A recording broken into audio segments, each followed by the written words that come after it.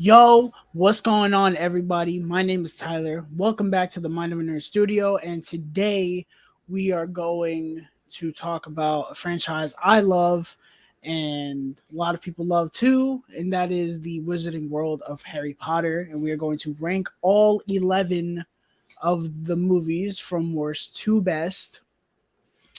Uh, Not all of our guests are here. Alex is on his way, but AJ is here. AJ, what's going on, brother? Not a lot, man. Long time no see. Yeah, 3 days. Yeah, right. Um, I'm very excited to talk about this. I feel like this isn't a franchise with very many hot takes, to be honest. I mean, there's only really one, and it's my number one, but I feel like people have come to that realization at this point. So, but first, before we get into that, we're gonna talk about this, and hopefully Alex can get here by the end of it. Um, Breaking news. I want to talk about this Ezra Miller situation because I guess it does pertain to this franchise. So, for those who do not know or have not heard, Ezra Miller was once again arrested for a assault charge.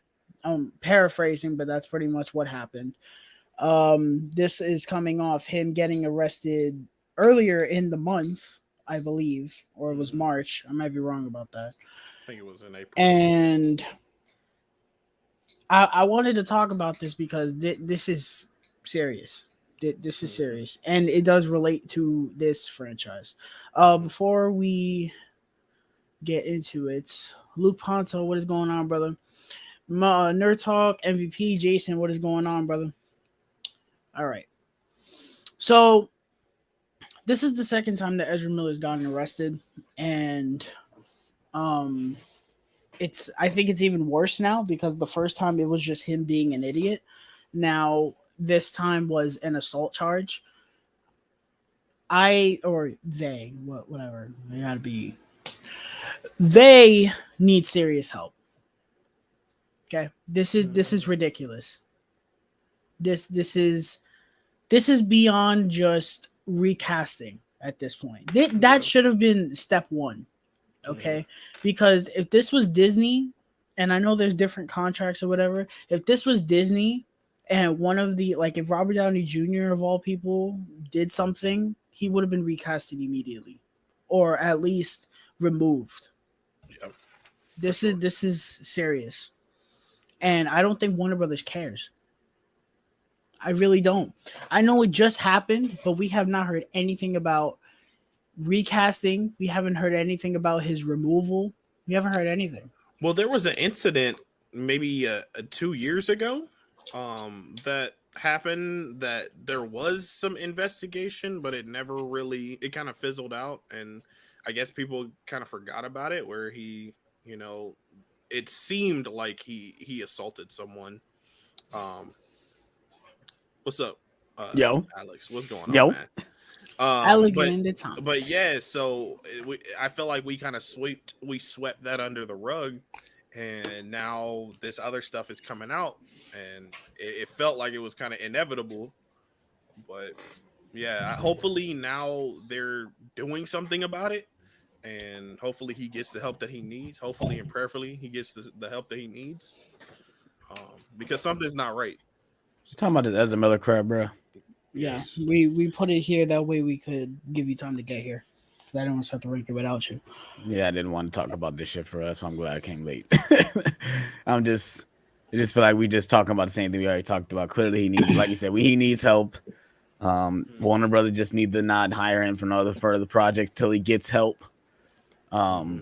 And it's like you said, it's messed up because he's a part of two major franchises like the Harry Potter, the Wizarding World, and DC, and those are Yep. Warner Brothers' top billing franchises, and he's a part of them.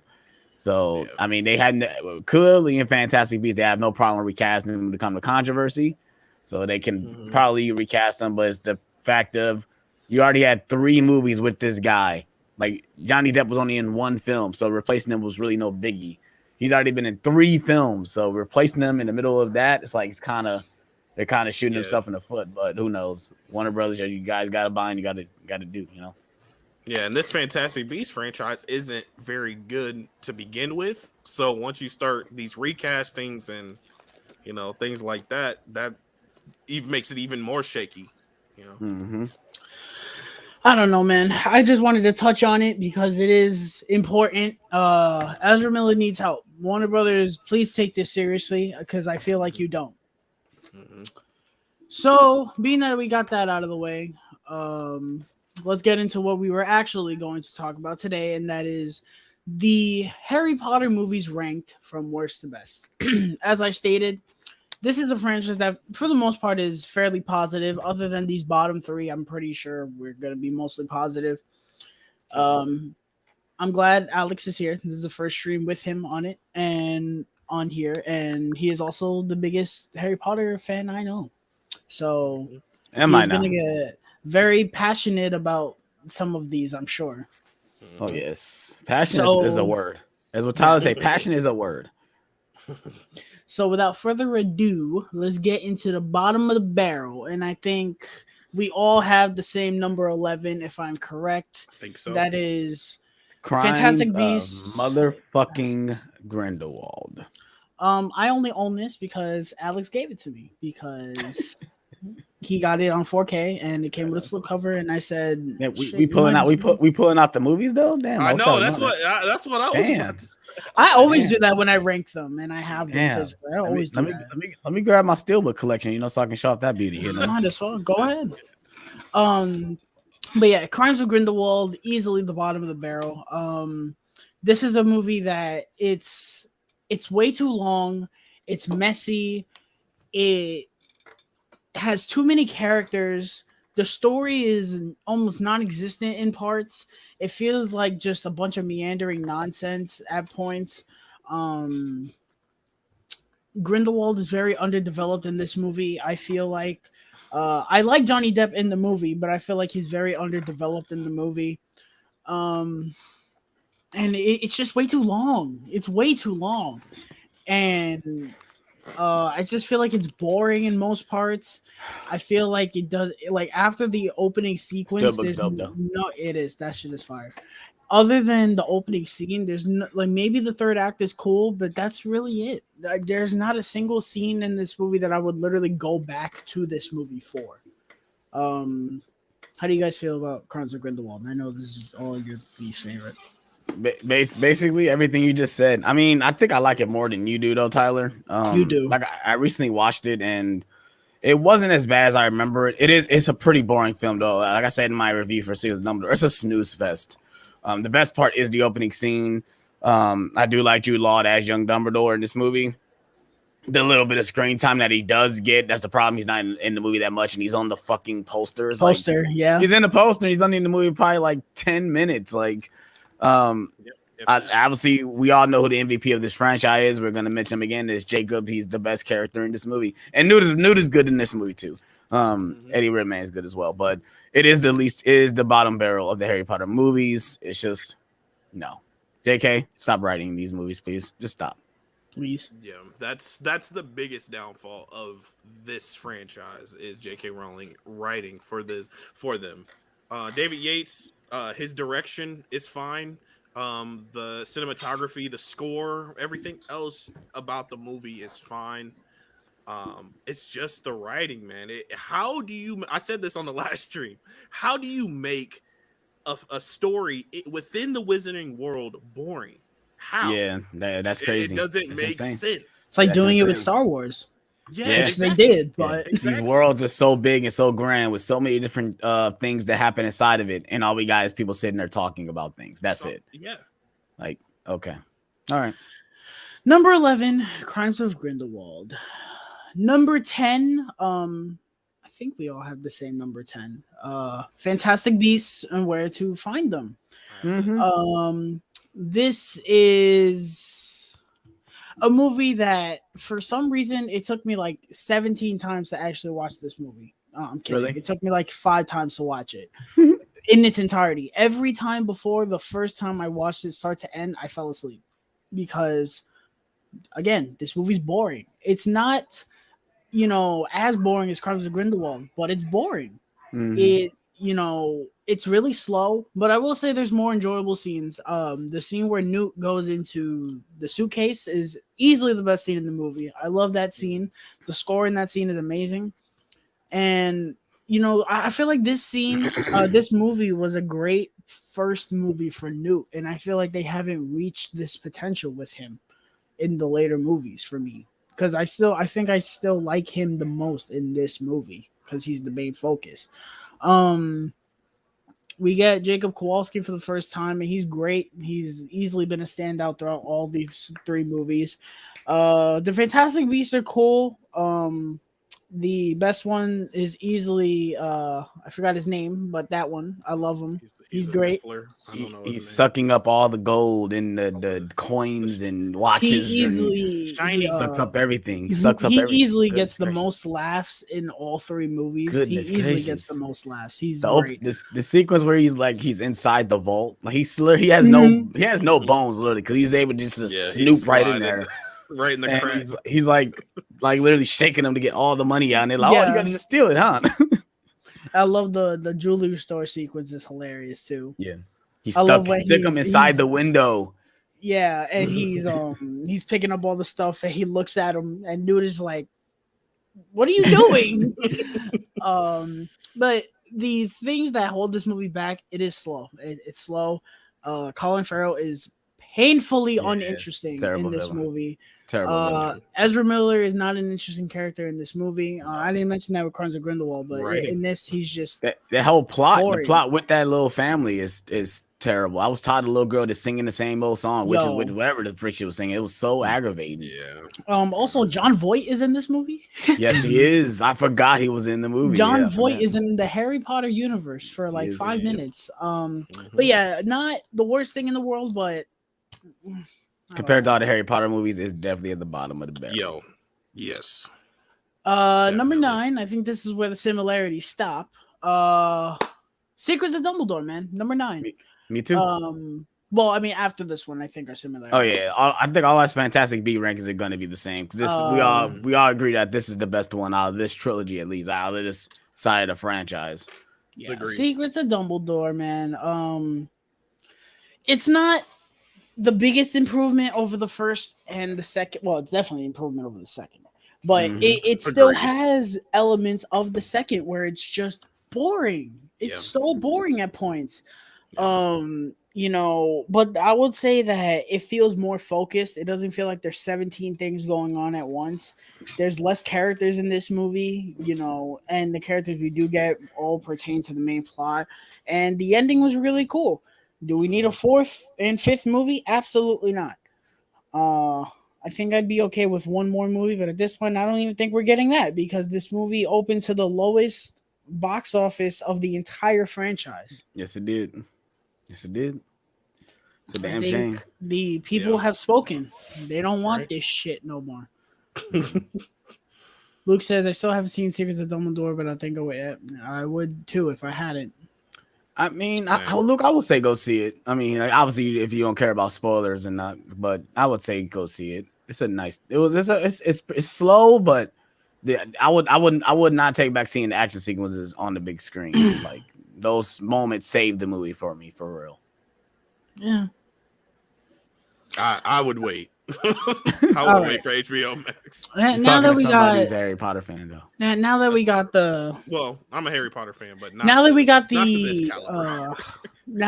kitty table out the way, let's get into the Big Daddy. I don't have these individually. Damn, you still got that set?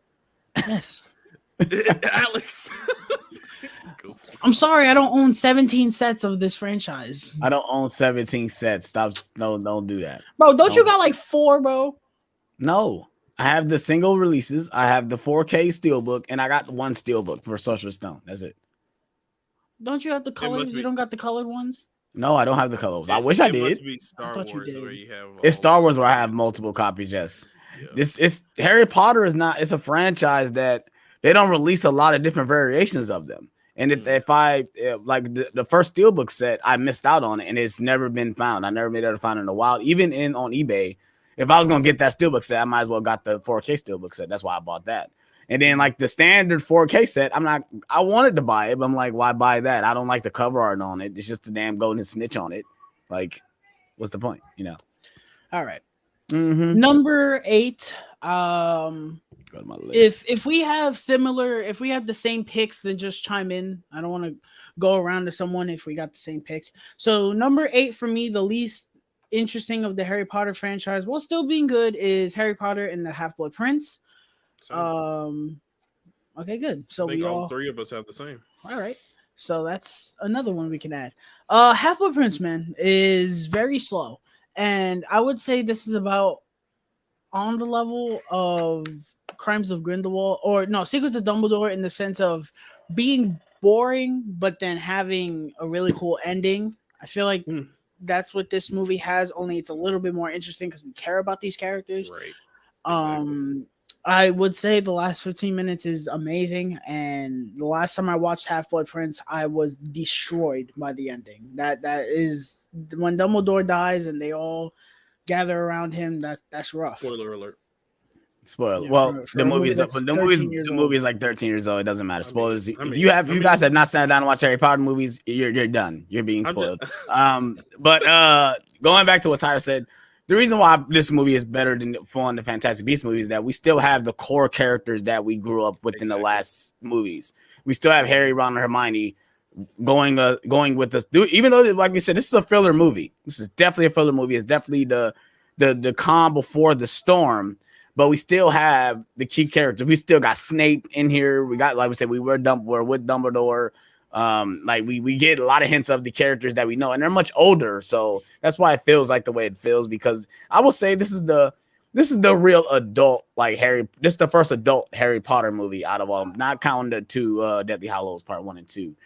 Even though Order of the Phoenix felt more adult, but this is like the actual adult Harry Potter movie. This is not a movie for kids. It's not. Even though it's rated PG, this should not be. I don't understand why they made this PG. It's so random. I don't know. It didn't have any elements of like violence. No, I mean not compared to the last movie. No, so I guess I can see that, but yeah, but it's strictly that. Yeah, I understand where you're coming from. Where they're basically adults. They're dealing with serious things. It's not as playful as the earlier films were. I get that. And also it was on the tip of my tongue. Never mind. Go ahead, Tyler. You was about to say something. I was just about to move on to number 7, which I think we definitely don't got the same one. This is the first hot take. Yeah, Alex might reach through the screen and kill me. My number 7 is, what is that? The Sorcerer's Stone. Holy shit! That's mine. Yo, so no, it's not a hot take. I guess not. No, the thing. No, I love this movie. Trust me, this is straight nostalgia. I get goosebumps every time I watch the opening when Harry goes through Diagon Alley. I still get goosebumps every time. The music, the score, the scene where they're going up on the castle and you see Hogwarts for the first time. John Williams, you're the GOAT. I probably will never meet you because by the time I get into industry, you will probably be long gone. Rest in peace. But oh my God, John Williams is a GOAT. In advance, right? In advance, because man, if I ever meet him, I'm probably might cry too. He gave us some. Like, to me, this is probably the last great score that he gave us. Was this movie or was this franchise? I don't know about that, bro. Force Awakens. That's the entire Star Wars. I'm talking about franchise. He's been doing Star Wars since 1977. I'm talking about his last greatest score of being a part of a franchise. Name me another one after Harry Potter. Because I'm not counting Star Wars because that's an entire franchise. I'm talking about franchise. He didn't do Indiana Jones. He already did Indiana Jones. That's what I'm saying. That's already counted. Yeah, that was before this. Mm-hmm. I will say this is the last greatest score that John Williams gave us when it comes to being part of a franchise. Yeah. But yeah, AJ, is this your number 7? No, actually, my number 7 is Deathly Hallows Part 1. I think a lot of this film is for the fans and kind of just in a way like a goodbye, and they kind of linger a lot within the film. Especially when they're in the forest and they have bonding moments, and I'm like, they're right in the middle of basically trying to take down Voldemort, and they're like singing and not singing, but dancing, and even though it's a sweet scene, it kind of lingers. Well, you got to think So about it's the just point of that part was at the point they don't know how to destroy this Horcrux that they had this whole time. It done made him depressed. Ron literally just bailed on him because he was fed up with doing all this shit. Like, I'm tired of doing this. We don't know what the hell we're doing. So I understand where you're coming from, but a lot of things have happened to lead up to even that sweet scene that we get with Harry and Hermione. But we still get some awesome sequences in that movie, though. Like, I hate when people say the movie is slow. I said, but we get the awesome opening where them getting chased by Death Eaters. We get the Order of the Phoenix, the Ministry of Magic scene where there's like a heist movie at a point. We get the scene at the wedding. We get them getting ambushed inside the cafe. Like, we get some sequences in this movie that prolongs the movie. But obviously, after they do all that, we get the Force stuff. That's where it's trailing along. It slams the brakes. Yeah, for sure. We're gonna talk about that in a bit, but in terms of Sorcerer's Stone being my number 7, I love Sorcerer's Stone because it's very easy to watch. I will definitely say it's one of the Harry Potter movies I could just throw on any day and watch it and enjoy it. It's great. Mm-hmm. It's just for me, I want to watch it tonight. I feel like it has this issue of not introducing the main conflict, which is something that the next movie I'm going to talk about does better. We get this movie where it's introducing the world, which is fine. The world building in this movie is amazing, but I feel like they literally you're enjoying this movie, and then someone out of nowhere just takes this thing called a plot device and just doof right in your head. And they're like, oh, this is the Sorcerer's Stone. Do you know what this is? It's like, who the fuck are you? Where did this come from? Yeah. And they don't really develop the Sorcerer's Stone at all, and they introduce this conflict, and it's just like, okay, I guess the third act is great, but it's just like, all right, where did this come from? I love the world building of this movie. I think this is a great start to a franchise. I say this is how you really started to get us into the world, especially with Harry as the main protagonist, because he's seeing all this for the first time. And then I love the awe that he has when he's seeing everything. And he still has that awe throughout the entire franchise, which I do love. Obviously, we'll talk about that in other movies going forward. But yeah, me and Alex number 7 is Sorcerer's Stone, and AJ's is Deathly Hallows Part 1. Mm-hmm. By the way, anyone in the chat, if you're here, please give us your rankings in the comments. You can do it all at once, or as we go by the numbers, just drop them. Or you can number also 6, do it on a replay. You can do that too. Sure. In the comments. Number 6 is for me. Let's see if me and Alex are gonna have the same one again. I doubt it.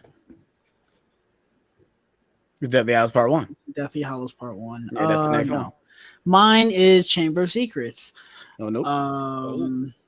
Mine is Deathly Hallows Part 1. Yeah, man. Chamber of Secrets for me, it's just really long. It's really long. I do love the way this movie's shot. I was blown away by this movie, believe it or not, rewatching it, because the Blu-ray transfers are great, but this movie looks phenomenal on the Blu-ray, and I can only imagine the 4K. I was about to say, just wait till you get that 4K, buddy. I love the way. AJ, have you watched it in 4K yet, AJ? Yes, I've watched all of them in 4K now. Great. I love the way he directed this. Visually, it looks incredible. Looks way better than the first one, for sure. And I like that it does feel more mature than the first one. And I like that the Chamber of Secrets the Dutch angles. Yes. The Dutch angles. The Dutch angles. Stylized. How darker it is. Everything has to be Dutch. And I love this movie. You fancy. You fancy, yeah. You fancy, yeah. You fancy, yeah. Chamber of Secrets is prominent throughout the whole movie, and I really love that. And I like that this movie just feels darker. Something about the fact that there's this conflict that's so crazy that they're like, oh, we might need to send kids home. Yes, that's they might have to close the school. And I remember watching the trailer, and they said if we don't figure this conflict out, the school might have to close. I'm like, bruh, They talk about closing Hogwarts. They never really have to do that because there's never been a conflict this big. We're like, oh shit, we might have to send the kids home in the middle of a school year. Nah, they don't do that, bro.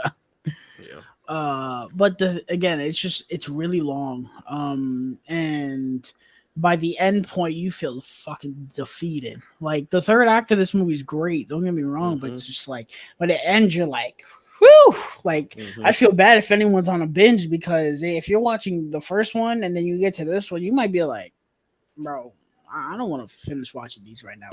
I need to take a nap, do something. When I first watched these movies for the first time, I watched the first 3. AJ, what is your number 6? Did you tell us what's your my number? Yeah, my number 6 is basically switched between you guys'. So my number 7 was Deathly Hallows Part 1, and then my number 6 is Sorcerer's Stone. Okay. The fantastic world building, great score, cinematography is decent. And you know, it just introduced you to these characters that we know and love today. But like you guys said, it takes a little bit of time to actually get invested with this actual film. I think I love it because well, Stacy actually introduced me to these movies, and this was the first one that I watched, and I like captured all the emotions that that brought forth. Yeah, for sure. But that's why I already gave my reasons for I liked about Deathly Hallows Part 1. I mean, I do like this movie over the first one. Like I said, I love the world building of 1, but I like Deathly Hallows Part 1 over this one. And it's why weird that I'm saying that because a lot of people are like, you like this one over the first one? Yeah, actually, I do. Because like I said, I love these characters. I love that they're at this point where they're the adults now. They have to go out and do this. It's the Lord of the Rings moment where they actually have to go out on this quest by themselves with no help. No Dumbledore, no adult help to help them go throughout this. And like I say, and to me, I remember watching Deathly Hallows Part 1, and I was seeing the book in front of me because I remember reading these pages and I remember everything that was going on. The scene between Harry and Ron where they're stopping the Horcrux, I remember reading that from page to page and be like, this is awesome that they're recreating this scene on the big screen. I just thought it was so dope. Need to read these books. I'm excited. I need to reread them. I need to buy them. I just need to bite the bullet and say, fucking just buy the set from Target. Because I see it every time I go to Target, I see it. I'm like, there it is. Do I get it? Yeah. Do I get it? And I still don't pull the trigger. One day I will. Maybe I'll get it for Christmas one day. Jason, listen. If you was not the Nerd Talk MVP, you'd be with my foot in your rear end out the studio right now. Come on, Jason. Jason, if you got time one day, bro, just do it. Just binge watch them. You can't get through all of them throughout a day, but dedicate a weekend to watch all these movies, bro. Yeah, you will be swept into this world, bro, with Harry and Ron and Hermione, bro, for real, for sure. You got to. So let's update really quick. We explained by number 6. Yeah, we all went through our picks. Number 6, yeah. So let's go through. Luke put all of his in the chat. I'll reveal them as we go through the numbers. So his number 10 is Crimes of Grindelwald. 9 is Half-Blood Prince. 8 is Deathly Hallows Part 1. 7 is Sorcerer's Stone. And 6 is Fantastic Beasts. Okay. Wow. That's interesting. Some Fantastic Beasts in front of the Harry Potters. You don't see that. Wow. Yeah, you don't see that often. You don't. Number 5 is, I know this one is definitely a hot take from most among the franchise. My number 5 is Deathly Hallows Part 1 for me. So basically, we switched. You gotta say them, bro, because I can't see what the title Chamber of is. Secrets. I thought you see the Chamber of Secrets on the thing. You don't see the Chamber of Secrets. That could be for a different movie. I don't know. What else? It's not gonna be for Deathly Hallows Part 2. This is the only time they mention it. No, I'll show you the steelbook for that when we get to it. But Chamber of Secrets is my number 5. I love Chamber of Secrets. I don't care about the length. I love how long it is. I know people complain, oh my god, it's so long. I don't care about the length. I can watch Lord of the Rings. I can watch this movie. I think that the movie should be long to tell that story, but I think it's too long. But I don't think it's too long. I don't think it's too long. I couldn't see, and it is crazy. If you watch the deleted scenes are finished. A lot of people don't know the deleted scenes are finished. So if you guys on this set, it comes with the extended version of the Chamber of Secrets and Sorcerer's Stone. You can watch it like a regular movie. It's not going to be out of place with the deleted scenes. And it feels like I would rather watch that version than watch the theatrical version. And that's probably me. Because I'm so used to watching ABC Freeform and stuff, because that's usually the version they show. Yeah. But just like everything you said, Tyler, that's the reason why I put it at number 5, is that I love that you already know these characters. So right now we're swept into the world already. Like, we don't need no setup with no character besides the new characters we're introducing, like Gilderoy Lockhart, Jenny, most of the characters that we've seen, but they're new to us. But our main core cast, we don't need no introduction, no introduction to nobody, and we're swept into the world. That's one thing I love about it. And me and you have the same number 5. Oh, you Chamber of Secrets number 5? Chamber of Secrets. Nice. Mm-hmm. Yes, sir. Yes, sir. Deathly Hallows Part 1, man. I watched this movie. Jason, I did say that. I have a couple books. I don't have the full series. I had them occasionally, but they've been lost, and they've been lost throughout time. When you're a kid, you don't take care of your books. I can say that right now. You don't take care of books when you're a kid, bro. I can show you my Order of Phoenix book. It's destroyed, bro. But yeah, Deathly Hallows Part 1, man. I rewatched it, and I was like, you know what? It's slow, but I view it as a character journey, and same. I love that. And the third act really brings it home for me, and that ending gets me so hyped.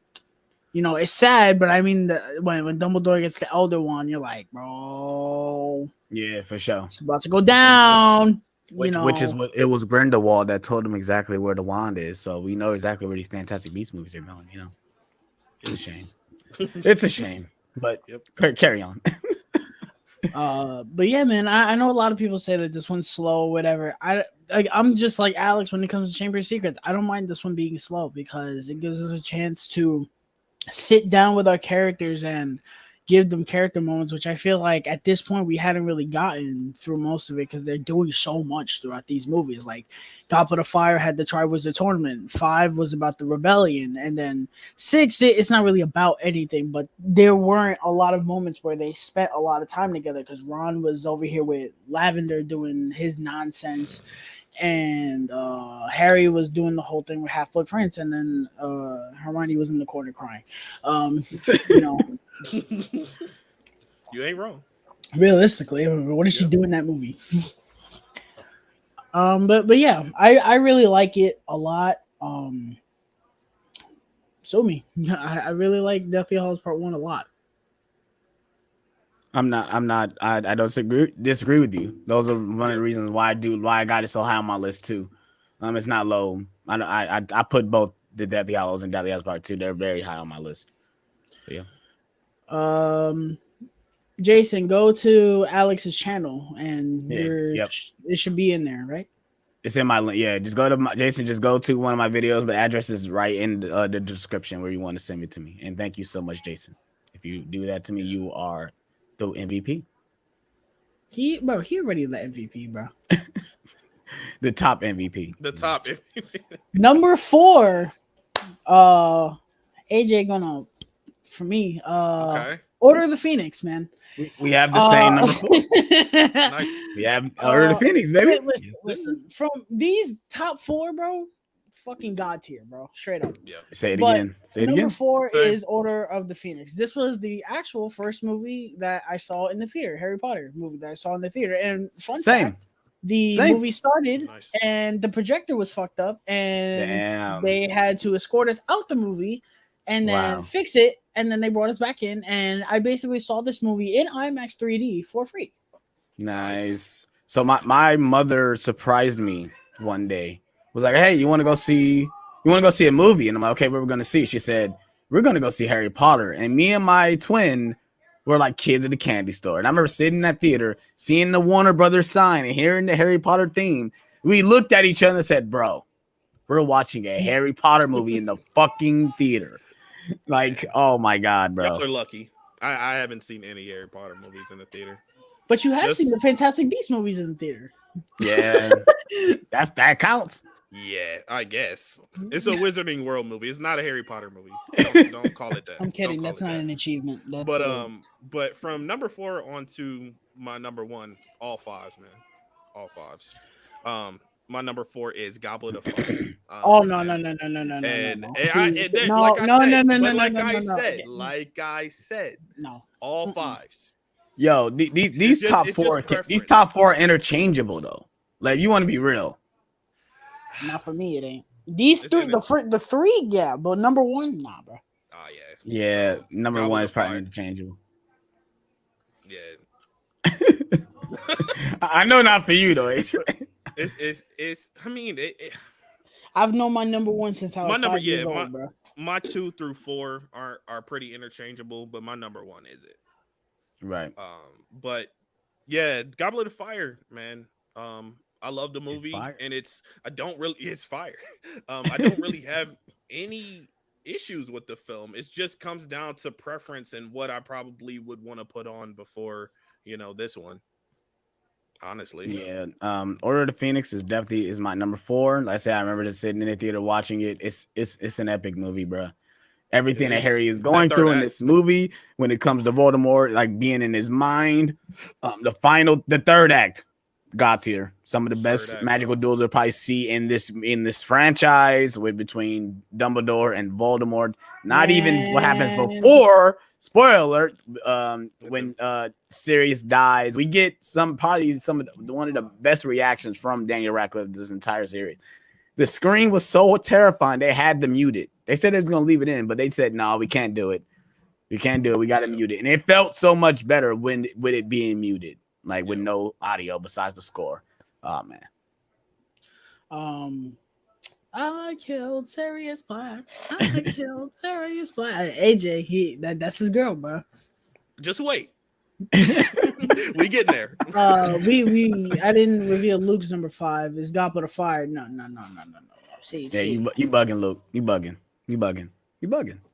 It's okay. Ask him His what he number rated out of 4. 4. His number 4 is Order of the Phoenix. So me, you, and Luke got the same number 4. All right. Number 3 is, for me, Prisoner of Azkaban. I think me and Tyler gonna have the same. So Same. This our next 4 is Yeah. You my son. That's all I gotta say. But yeah, Prisoner Azkaban, bro. Yeah, that's the same for me. I'm gonna throw my twin under the bus. I think this is one of his least favorites of the movies. Oh, no. And I can see why, because the change for him from the first 2 to this one, he didn't get it at first. Like, he didn't get it. Like, he didn't understand why it was different and why it looks different. And I had to tell him, like, bro, it's a different director. They changed locations because it wasn't shot in the same area that it was in the first 2 movies. That's why it looks different. He wasn't trying to hear that. He wasn't trying to hear that. He wasn't. That's why he stood up. That's why he didn't even do the review with me. That's all I can say. He didn't do the review with me, so that's how you know. But you know what's crazy though? Cody Leach just did his, and he had Prisoner of Azkaban lower too. He didn't really like it that much. Like I said, a lot of people didn't like the tonal shift, but a lot of people like the tonal shift because they didn't feel like kid movies. Because those first 2 do feel like, not saying kiddish movies, but they feel like they have that childlike. You can show your kids this, but Prisoner Azkaban, you might want to question like, okay, it's a little dark. It's got a lot more creepy imagery with the Dementors. You got werewolves showing up in this joint. Like, that whole ending with the werewolves. Oh yeah, I was feeling this, bro. I was watching that shit. Like, I'm feeling this. This shit dope.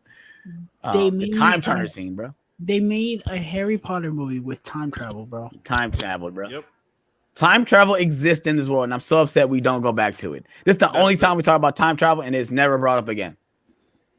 It's unbelievable, bro. It's dope. Incredible. It's a great movie. The vibe is great. It's directed amazingly. Alfonso Cuarón.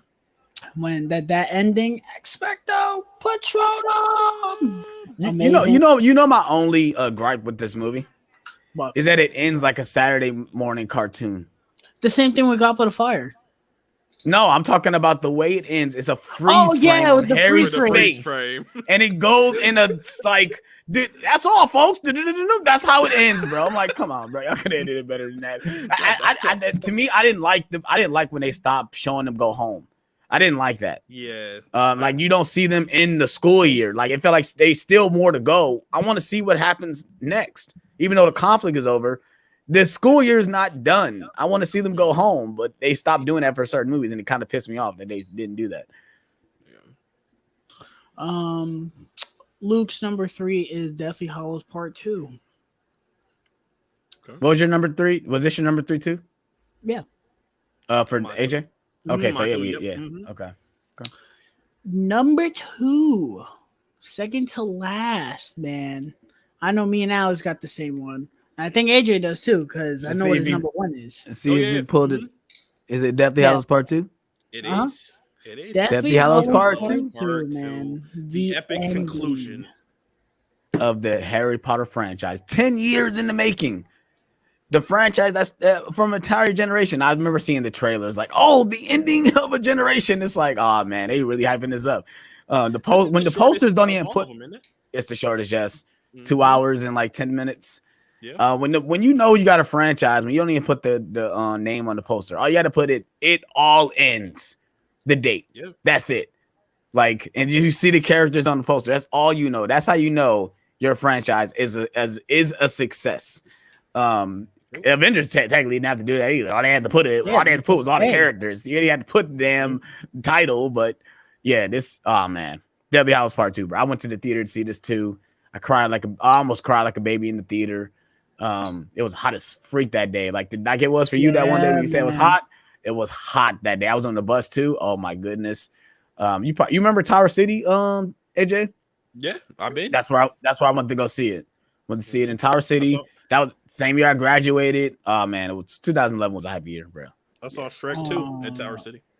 Nice. I went to go see this bright and early in the morning. Had to wait in line to see it in IMAX. Wow. And the fondest memory I have is seeing the teaser trailer for The Dark Knight Rises and losing my mind. Nice. I was sitting there. I wasn't into movies like that back then, and when I saw the Batman logo come up, I was like,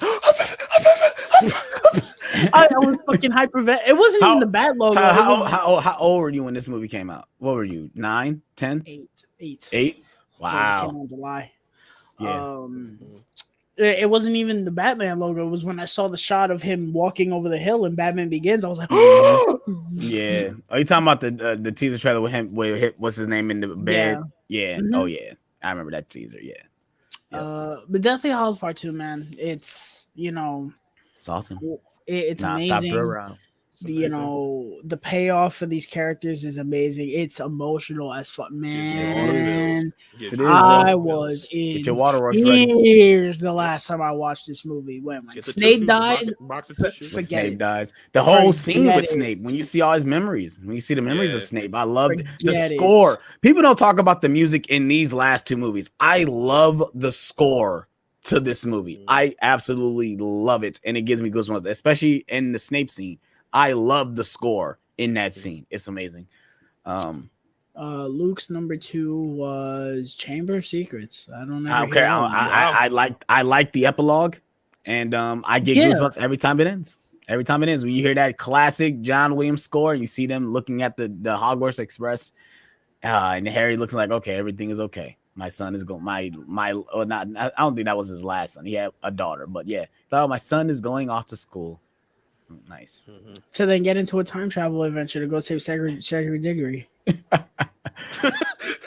For those who know what the Cursed Child is. Yeah.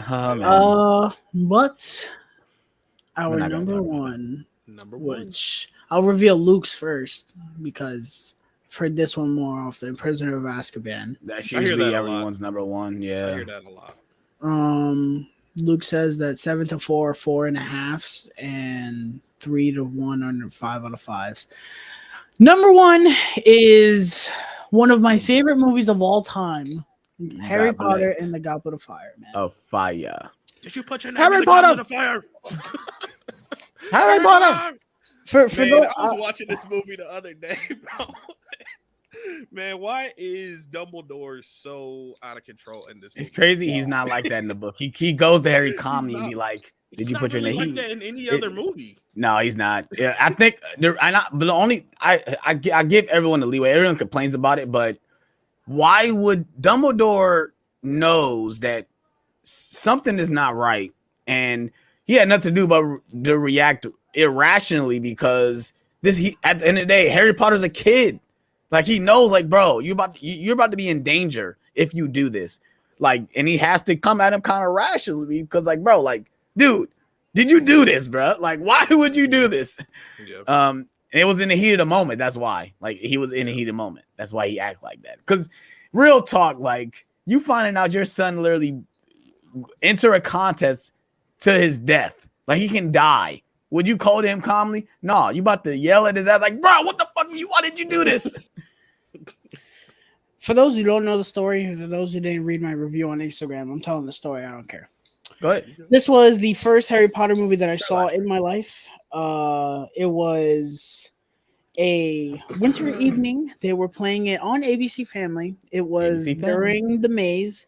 I was putting up my Christmas tree and I glanced over at the TV and I saw this teenage boy with his wand in the air, shooting shit in the air, curriculum, running through the maze, and I was like, "What is that movie?"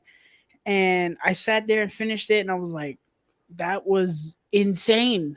I need to watch these." He's bewitched, Cedric. He's bewitched. And it's funny too. It actually took me a while to actually watch all of these movies. I don't think I watched Sorcerer's Stone until the year before Deathly Hallows Part 2 came out. And I think I had seen most of them before that already. I definitely seen Goblet of Fire. I saw 5, 6, Deathly Hallows Part 1. I think the first 3 I didn't see for a while before I saw them, which makes no sense, but I was a kid back then. My story with this movie was I didn't get to see this in the theater, and I regret it every day. Because I remember seeing the trailers for it. You guys probably don't remember. HBO used to do this thing where they used to do like a first look or like a making of for the movies, and this was one they did a lot, and I always watched it because I was so hyped for this movie. They also did a special on A&E talking about all the movies leading up till this movie. Talking about all the years before getting to Part 4. And I always watched it every time it came on because I was so hyped to watch it. But I knew it in my heart I couldn't go see this movie. It came out in November. It was basically in the middle of the school year. So, okay, I'm not going to be able to get to the theater. My mom didn't drive. So I ended up watching this on bootleg. That's how I watched it. I watched a bootleg copy of it because one of my friends had it. And I watched it. And it's funny, the bootleg was like an Avengers movie in the theater. People clapped like it was a Star Wars movie. Like people were cheering when the Warner Brothers logo showed up. Because of course at this moment, this is the hype of Harry Potter. Like this is in the middle of the franchise. People are laughing at certain parts, like just like it was a laugh track, bro. I wish I was in this theater experience watching this. It's funny because the movie actually ends with a trailer for Happy Feet. It's hilarious. Happy Feet was the last trailer you saw before watching. Not happy. I borrowed the DVD from my uncle. He had the DVD. I'm like, you got to let me see because I never saw a clear copy of it until it started coming out on TV. And then I watched that constantly. And then my mom ordered it for us. You guys remember pay-per-view? My mom ordered it for pay-per-view. We literally spent the entire day that she ordered it watching this movie. Like, we got to watch this as many times as we want because we know it's going to be gone tomorrow. Oh, my God. Man, this movie, bro. Goblet of Fire, dude. Oh, man. I was like, yeah, this is where shit is going to get real. This is my favorite book, too, by the way, too. But, yeah, I love this movie. Yeah, I heard the book is fantastic. It is. It's my favorite book. Goblet of Fire to me is among my top 10 favorite movies of all time. It is a movie that might want to watch this. Truly defined my childhood. I always talk about it in this vein, but this movie to me was Infinity War before Infinity War was a thing because it leaves these characters in a way that they were definitely not before, and it introduces a conflict that they have to deal with now. You know, Infinity War is obviously different because the conflict is there throughout the whole movie. But you know, and I did get a chance to see this in the theaters in January, which was amazing. You guys seen it 40X too, didn't you? Mm-hmm. Yeah. And it was amazing. It was an amazing experience. I felt like I was seeing it for the first time again in the theater, That's awesome. and Reliving that. it's just a movie that I love so much. It's a movie that feels epic, and it's just I'm a sucker for a good tournament, and having a Harry Potter tournament is Yes. just amazing to me. Yes. You know, Also, this movie feels grander because they expand the world. There's other schools. There's other, the way people do magic and stuff like that. I love that. It felt like they also expand on the spells because you hear spells in this movie that you've never heard of before. This is the first time we hear Stupefy in this movie. You hear things like Reducto and stuff like that. We've never heard these spells before, so it feels like they're like expanding the world. And also, when it comes back to Harry, is that he's like the moment when in the beginning of the movie when he goes inside the tent and he thinks, oh, what the heck is going on? Why is everybody just able to walk in here and not be smushed? And he walks in, it's like way bigger than what it is. And he has that moment. He's like, I love magic. It's like, man, I love those moments. Exactly. That's what I'm saying. That's us watching these movies. Like, oh my God, this is fantastic. And that's the one thing I gotta give credit. We got Mike Newell doesn't get credit because to me, I wish that the movies looked this way. I love the way this movie is shot. Even though I do like the way Order of the Phoenix shot. I know AJ is ready to go on a rant. But I wish the movies look like this. I love the way this movie looks. yeah, I can agree with that for sure. We get the introduction to Dumbledore, played by Ray Fiennes, and the third act of this movie. You mean Voldemort? What did I say? Dumbledore. You said Dumbledore. My bad. Voldemort. And it's just an epic sequence. We get our first wizard duel in this movie, and every time he comes out, he's like, "Have it your way," and they both. It's like, dude. My God, it is just incredible, And when Cedric dies and they bring back his body, it's horrible. But then the movie just keeps throwing shit at you. Yeah. With Mad Eye being somebody else. Yeah. And that scene, I love the scene where because Harry gets accused of stealing stuff by Snape, and then he finds out that he was the one that did it, and Harry just looks at him like, "Yeah, motherfucker, what?" He kind of give him a little smirk, like. You see, it's like, told you. Told you shit. I love the way it's so random, but I love the way when they find out something's wrong, they storm the room, and you just see all of them get them with their wands. It's like, who are you? Yeah, man. Goblet of Fire. The only nitpick I don't like is this movie's final shot is so like happy and cheery and let's go home. It's like, and dude, Cedric a kid just died, bro. And Voldemort came back. Right. And they're just like, oh yeah, you're gonna write to me, aren't you? And they're just like, yeah, totally. All right, roll credits. And it's like, dude, what? My man should be having PTSD, which he does in Order of the Phoenix, but right. Yeah. But AJ, I know that's not your number one. What is your number one? So that's perfect because from Goblet of Fire transitioning onto Order of the Phoenix, I love how it starts where nobody really, people don't really believe that Harry is innocent.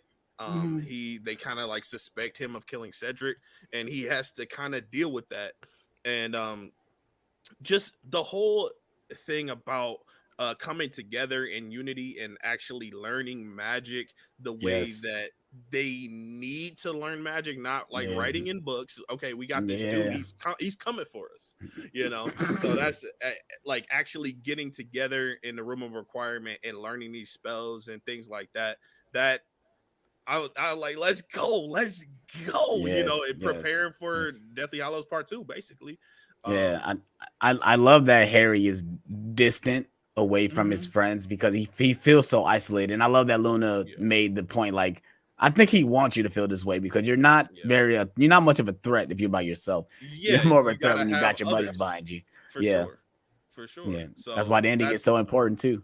The ending of the movie. And that this proves that Luna is important to Harry as well. As far as the third act goes, fire. Running laps. We're comparing third acts 5 out of 5 for me out of the entire franchise. I would say that this third act is better than Goblet of Fire, but it's better than Goblet of Fire, and I enjoy it more than Deathly Hallows Part 2. I know that might be a hot take, but I think it turns up. Deathly Hallows Part 2 is a long third act, technically, if you That's want to be true. real. That's true. Because the third act starts when they go to Hogwarts. That's where it starts. Yeah, I would say it starts. I would say it starts when they reveal that Harry's still alive. I feel like that's when the third act I feel starts. like you got about 40 minutes of third act in that. Yeah, you got a long third act because technically it starts where Voldemort just blows up the freaking shield and then everyone starts going through to start. Hogwarts. Yeah, right. For real. Right. For real. That's where it started. For real. It introduced my favorite character of the whole franchise, Bellatrix Lestrange. Yes, sir. I love Bellatrix Lestrange. Crazy just the persona and charisma of this character just like gives me chills in the best way. He knows how to play. Itty bitty baby. Potter. Oh my, yeah, you're right. Bellatrix is raw, right? When they cast her to do it, when she was actually I can't say her name. Helena Bottom Carter.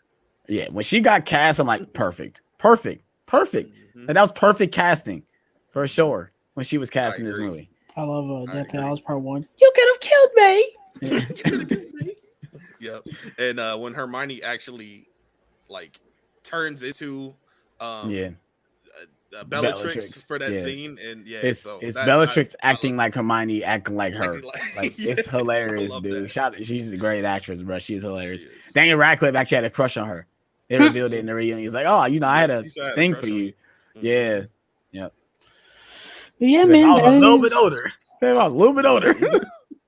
That is the Harry Potter ranking concluded. Again, I don't think this was a franchise with many hot takes, to be honest. No. Those are gonna come. If you saying Crimes of Grindelwald is your favorite one, we need to talk. If I hear somebody ever say that, we need to talk, bro. I can't believe that is somebody's number one. I can't. I have no. Or higher than the bottom. Yeah, for sure. I have no faith in humanity if it's your number. Those hot takes are probably gonna come next month when I do my Marvel Cinematic Universe ranking on here. Probably gonna have these guys. AJ's definitely gonna be there. If AJ's not there, I'm pretty sure he'll have a fit for that. I'm gonna try to get Alex for that for sure. Try to get some more guests on there, but that's what I want to do for May because I think I still don't know if I'm gonna do a Doctor Strange watch along next week because I literally just watched that movie. You did, though. I don't know if I want to watch that movie again. We'll see. I know these guys don't want to watch that movie again. Literally just AJ definitely don't. If you have a watch along for it, I'd do it. No, I'm not. I don't want to watch that again. I mean, I don't want to, but I would. We'll see. But that is the Harry Potter ranking. Thank you guys, people who are in the chat. Thank you guys here for being here. In terms of future content, again, I don't know what I'm gonna do before Multiverse of Madness. That's probably going to be the next stream we have. I was thinking about doing something for Shinedown, but they fucking delayed Planet Zero 3 months. So that's axed. In terms of content on Instagram, tomorrow Moon Knight episode 4 will be up in the morning. Then Friday, Threat to Survival, the 5th Shinedown album review. Thank you, Jason. Yes, thank you, Jason. You're a goat. Y'all know where to find AJ. Alex, I'm gonna put your stuff in the bottom, but please tell them where they can find you. Go ahead, AJ. I thought you said Alex. You want me to go first? It don't matter to me. It don't matter. I thought you said Alex. No, but you can find me on YouTube, Instagram, Twitter, Letterboxd. AJ Reacts 2. I did a trailer reaction for Thor: Love and Thunder trailer. And I did upload 2 videos today. I dropped 2 videos today. Who in one day? He's on a roll. Am I? Wow. But yeah, so I talk movies, TV, music, gaming, all that kind of stuff. Snacks. So if you're into snacks, you can't forget the snacks. Yeah, you've been uploading some snack video. They pretty hilarious. You definitely need to watch them. So if you're into that kind of stuff, check me out. be munching on some delicious Sour Patch Kids popcorn. No. Yeah. Yo, you guys already know I'm Alex Thomas. If you guys enjoy, all the type of videos, Blu-ray hunting. I did upload a Blu-ray hunting video today. I did a trailer reaction to Thor yesterday. Like I said, if you guys enjoy those type of videos, live streams, watch along reviews, trailer reactions. I know it's a lot of content, but I tried to bring out variety in my content. I just don't want to do one thing because it's all what I love to do. So that's why you get so many different things. I think people complain about why you do so many different things, but it's like, why not? You get a variety of a lot of stuff that I like to do. So I encourage everybody, try different stuff. Don't just stick to one thing, even if it works. Because trust me, the most views I get, it can get kind of stale, it can get boring. Yeah, that's why I try not to just do the Blu-ray hunts. Because trust me, if I could just do Blu-ray hunts, I would. But I want to do different things. I just don't want to be known as that. Yeah, trust me. I don't like to admit when people are better than me at points, but Alex's channel is definitely better than mine. He does so many different things compared to what I've been doing. I'm gonna branch out soon, but he does the Blu-ray videos and the reviews and the watch-alongs and nerd talk. Forget it. So once again, thank you everybody who showed up and everyone in the stream. And we are out on this one. Everybody have a great night, and we will see you very soon.